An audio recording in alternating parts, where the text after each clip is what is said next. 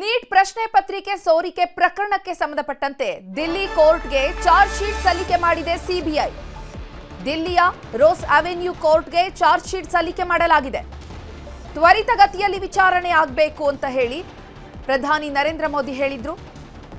ಈ ನಿಟ್ಟಿನಲ್ಲಿ ದಿಲ್ಲಿ ಕೋರ್ಟ್ಗೆ ಚಾರ್ಜ್ ಶೀಟ್ ಸಲ್ಲಿಕೆ ಮಾಡಲಾಗಿದೆ.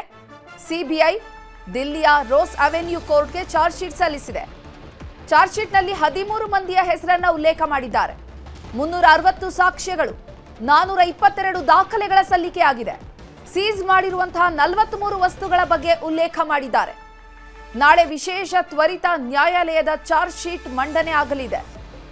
ಬಿಎನ್ಎಸ್ 2023ರ ಸೆಕ್ಷನ್ 315, 318, 61, 238, 303ರ ವಿವಿಧ ಕಾಯ್ದೆಗಳಡಿಯಲ್ಲಿ ಚಾರ್ಜ್ ಶೀಟ್ ಸಲ್ಲಿಕೆ ಆಗಿರುವಂಥದ್ದು.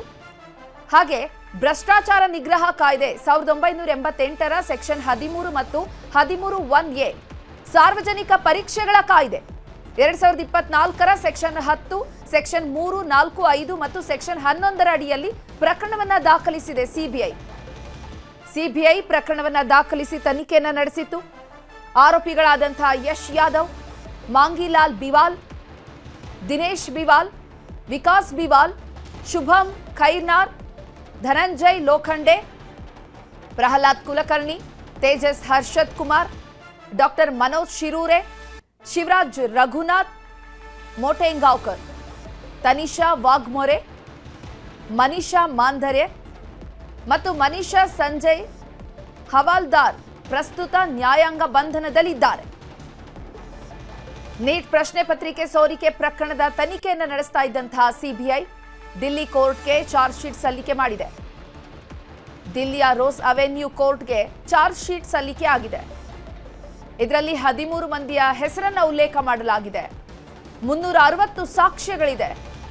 422 ದಾಖಲೆಗಳನ್ನು ಸಲ್ಲಿಕೆ ಮಾಡಲಾಗಿದೆ.